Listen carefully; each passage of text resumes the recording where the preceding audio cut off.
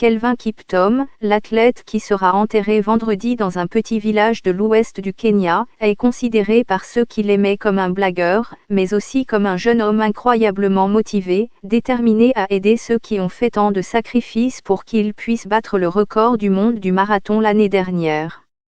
La mort du jeune homme de 24 ans dans un accident de la route il y a près de 2 semaines, alors qu'il rentrait chez lui, a dévasté la communauté agricole du village de Chepsamo. Le match se jouait à Abidjan, et la Côte d'Ivoire, pays organisateur, avait surpris beaucoup de monde en battant le Nigeria pour remporter le titre.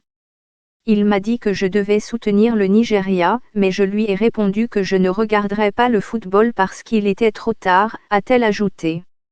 Immédiatement après l'accident, sa mère, accablée de chagrin, a été hospitalisée pendant plusieurs jours. Aujourd'hui de retour chez elle, elle me raconte d'une voix douce qui lui rappelle son fils. C'était un garçon simple et humble, dont on n'aurait jamais dit qu'il était détenteur d'un record du monde et qu'il avait gagné de l'argent. Il a toujours aidé et soutenu la communauté. Sa veuve, Asnat Rotich, partage l'avis de sa belle-mère. Je me souviens surtout de lui pour ses blagues. Il était aimant et attentionné, un homme qui aimait raconter des blagues. Elle vit également à Chepsamo avec leurs 2 enfants, et explique que Kiptum adorait son fils de 7 ans et sa fille de 4 ans. Sur la route principale, à quelques kilomètres de son village, se trouve un mémorial avec une photo encadrée de l'athlète et des fleurs fraîches. Sur l'arbre percuté par sa voiture dans la nuit du dimanche 11 février, un panneau a été cloué pour renommer la rue Kiptum Road. Les passants s'arrêtent souvent pour lui rendre hommage. La plupart d'entre eux se souviennent de lui comme d'un homme jovial et généreux. Kiptum a été incité à devenir un athlète par un cousin qui était pacemaker. Cette région de la vallée du Rift, au Kenya, est réputée pour produire certains des plus grands coureurs de fond du monde.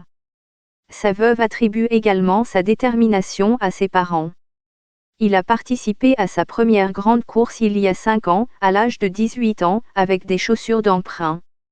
En octobre dernier, il a battu le record du marathon de 34 secondes à Chicago, sa dernière course. Il était très dévoué à l'athlétisme, a déclaré Madame Rotich. Je lui disais, repose-toi aujourd'hui, ne va pas t'entraîner, mais il me répondait, je travaille dur pour améliorer notre vie et rendre nos enfants heureux. J'ai travaillé en brûlant du charbon de bois pour m'assurer qu'il avait tout ce dont il avait besoin, et sa mère achetait des chaussures d'occasion pour lui, a-t-il déclaré.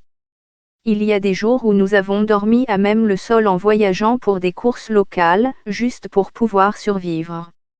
Il nous a promis qu'une fois qu'il aurait réussi, nous serions à l'aise. Mais aujourd'hui, il n'est plus là, a-t-il ajouté à propos de son unique enfant. La générosité de l'athlète n'était pas réservée à sa famille. Le champion des marathons de Londres et de Chicago voulait changer la vie d'autres athlètes ambitieux. Sans Kiptum, ma vie aurait pris une autre tournure. Je serais peut-être resté dans le village à boire de l'alcool et à m'adonner à d'autres vices, a déclaré le jeune homme de 23 ans. Il avait de grands rêves pour cette région, il voulait s'assurer qu'elle soit performante dans le domaine de l'athlétisme et il avait promis de nous construire un camp d'entraînement. Sa veuve reconnaît que, surtout depuis qu'il a établi le record du parcours du marathon de Londres en avril dernier, il voulait se montrer à la hauteur de son statut de champion local. En plus de parrainer des coureurs locaux, il aidait d'autres membres de la communauté, dit-elle. Il a récemment acheté des chaussures et des livres à des lycéens et a mis sa voiture à leur disposition pour les conduire à l'école et les aider à payer les frais de scolarité. Novestus Keroy, qui devait être le pacemaker de Kiptum lorsqu'il a tenté de devenir la première personne à courir un marathon de compétition en moins de 2 heures à Rotterdam en avril, a déclaré que son ami et collègue n'était pas égoïste dans ses objectifs. Tout ce que Kiptum a planifié, il l'a réalisé. Il était courageux et croyait en lui pour battre le record.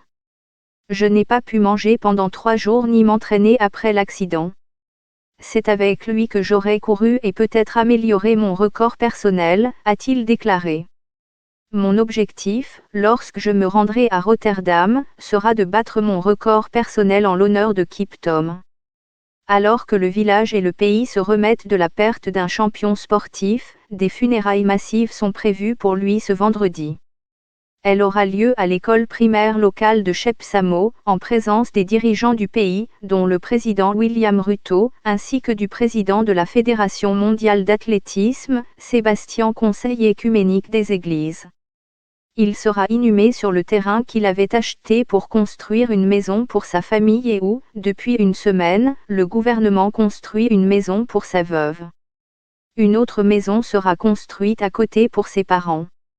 La mère de Kiptum a accepté le fait qu'elle doit maintenant vivre pour mes petits-enfants. Sa veuve est reconnaissante au gouvernement pour son soutien, mais elle affirme que rien ne remplacera l'amour et le soutien de son mari. Mon fils dit toujours qu'il veut être comme son père, il court même parfois et essaie d'imiter ce que ferait son père. Il avait l'habitude de demander à son père de l'emmener à l'entraînement, mais celui-ci lui répondait « Concentre-toi sur tes études pour aller à l'université. Quand il sera grand, je soutiendrai son rêve et je lui montrerai toujours les trophées de son père en lui disant que son père était un héros. »